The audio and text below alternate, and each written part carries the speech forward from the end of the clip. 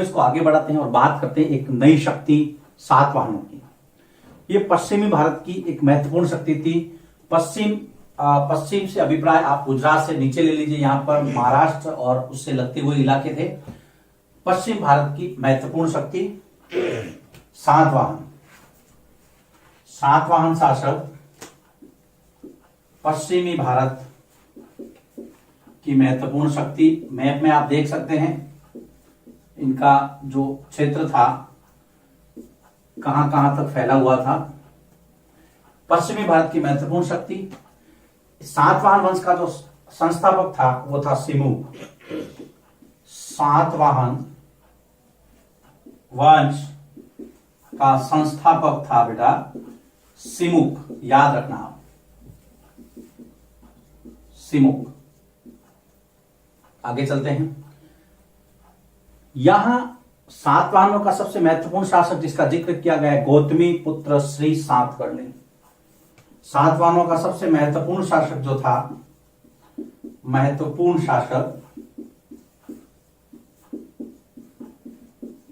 गौतमी पुत्र श्री सातकर्णी। इसका नाम आपको पता रखना है।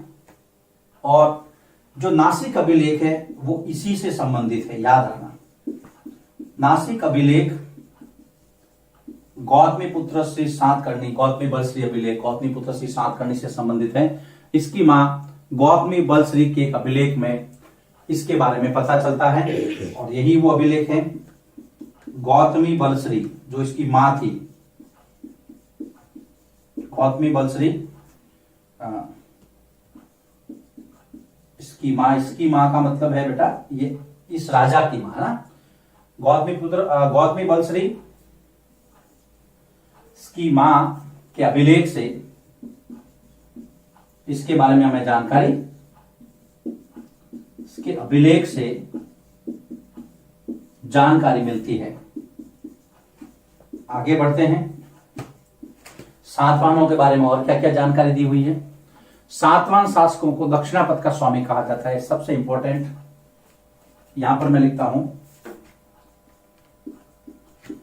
सातवाहन शासकों को क्या कहा गया, दक्षिणापथ का स्वामी, दक्षिण की ओर जाने वाला रास्ता। कई बार प्रश्न आता है किस वंश के शासकों को दक्षिणापथ का स्वामी कहा गया। सातवाहन शासकों को दक्षिणापथ, दक्षिण की ओर जाने वाला रास्ता, इसका मतलब यह होता है, याद रखना। श्री सातकर्णी ने पश्चिम में, पूर्व में और दक्षिण के साथ में तटीय क्षेत्रों में अपनी सेनाएं भेजी थी। एक और राजा का नाम आपको पता रखना है, श्री सातकर्णी।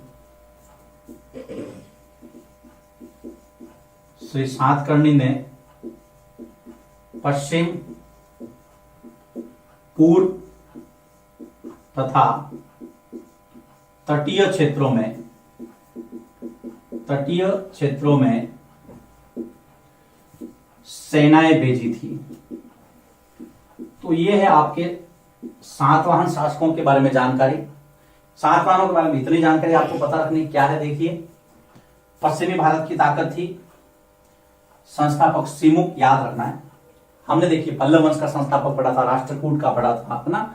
तो यहां पर जब दिया हुआ है सातवाहन शासक तो इसका संस्थापक आपको ध्यान में रखना है। महत्वपूर्ण शासक गौतमी पुत्र श्री सातकर्णी, मां का नाम गौतमी बलश्री, और ये जो नासिक अभिलेख है वो इसी से संबंधित है, याद रखना। नासिक महाराष्ट्र के अंदर है, वहां से अभिलेख मिला इसलिए इसको नासिक अभिलेख कहते हैं। सातवाहन शासकों को दक्षिणापथ का स्वामी कहा जाता था। Very very important fact.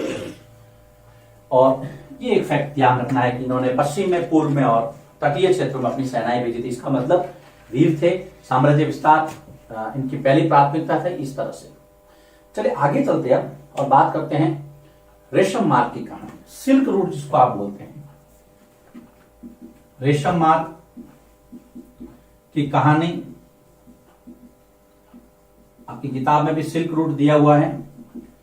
रेशम मार्ग मतलब सिल्क रूट। सबसे पहले हम रेशम की विशेषताएं देखते हैं। आपको पता है रेशम का जो कपड़ा होता है बहुत महंगा भी होता है, अच्छा भी होता है, सबको पसंद आता है। तो रेशम का कपड़ा अपनी चमक के लिए, चिकनी और मुलायम बनावट रेशम का कपड़ा अपनी चमक, जो बुनावट होती है उसकी बहुत अच्छी होती है, मुलायम बनावट, चिकनी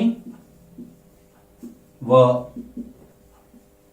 मुलायम बनावट, बुनावट या बनावट कुछ भी कह सकते हैं आप, चीज ऐसी होती है ना।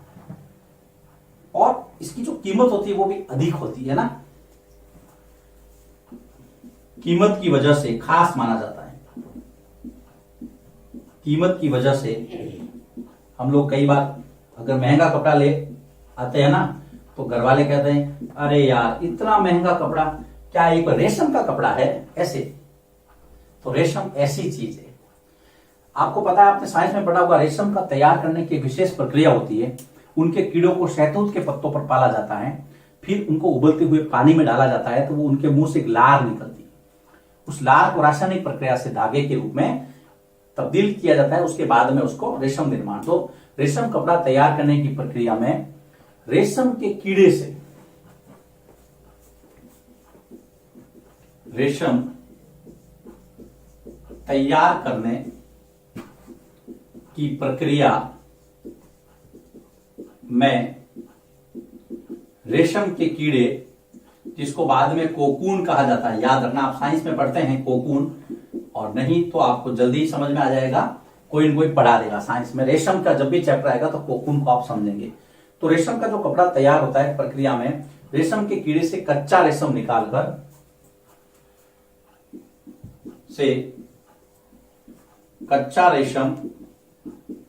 निकालकर इसको ध्यान से समझना, महत्वपूर्ण है। रेशम का कीड़ा, रेशम के कीड़ों को पाला भी जाता है, इसके लिए अलग से खेती भी की जाती है ना, और सूत की कताई की जाती है और इससे कपड़ा बुना जाता है। रेशम निकालकर कताई कर कपड़ा बुना जाता है रेशम का। तो ये है रेशम निर्माण की प्रक्रिया। रेशम के कीड़ों को शहतूत के पत्तों पर पाला जाता है, याद रखना, बताऊंगा, मैं लिख लूंगा बाद में थोड़ा।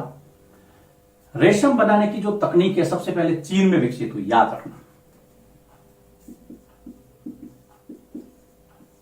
रेशम बनाने की तकनीक सबसे पहले अर्थात सर्वप्रथम चीन के अंदर विकसित हुई, ये आपको ध्यान रखना है। चीन में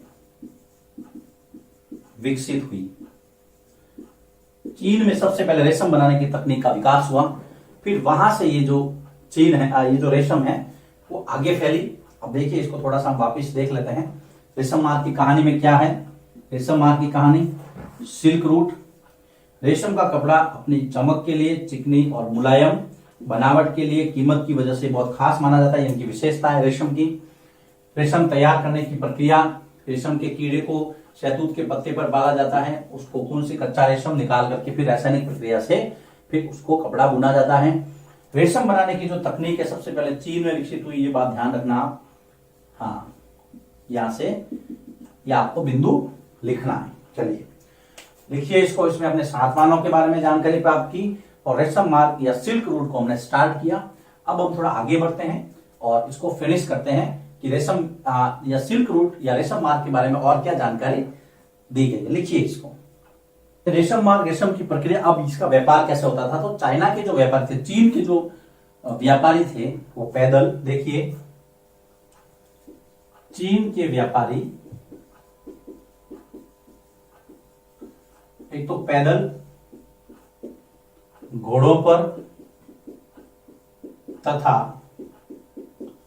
ऊंटों पर, ये माध्यम थे। पैदल भी जाते थे, घोड़ों पर जाते थे, ऊंटों पर जाते थे, है ना।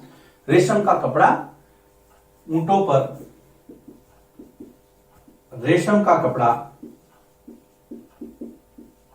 व्यापार हेतु लाद कर ले जाते थे। काफी समय तक तो इन्होंने ये जो तकनीक है वो गुप्त रखी, लेकिन बाद में जो है ये अरब होते हुए फिर यूरोप के अंदर फैली, है ना। रेशम मार्ग जो सिल्क रूट है उसके माध्यम से व्यापार करते थे, लाद कर ले जाते थे तथा सिल्क रूट रेशम मार्ग से व्यापार करते थे। मतलब रेशम मार्ग का जो केंद्र था वो था चाइना। चाइना से फिर सारी शाखाएं जो भी रूट था, चाहे वो अरब कंट्री जो, चाहे वो यूरोप हो, रोम हो ना, वहां से सारे व्यापारी वहां जाते थे। तो रेशम का कपड़ा जो है ईरान और पश्चिम होते हुए फिर रोम पहुंचा। रेशम का कपड़ा ईरान पश्चिम होते हुए रोम पहुंचा, क्योंकि रोम व्यापार का मुख्य केंद्र था। उस जमाने में कहा जाता है कि सारी सड़कें रोम को जाती है। इसका मतलब यह है कि व्यापार की जितनी भी सारी सड़कें थी, जितने भी रास्ते थे, वो रोम जरूर जाते थे, है ना। तो ये आपको पता रखना है। फिर एक मैंने बताया था आपको कि रेशम के कीड़ों को शहतूत के पत्तों पर पाला जाता है। शहतूत के पत्तों पर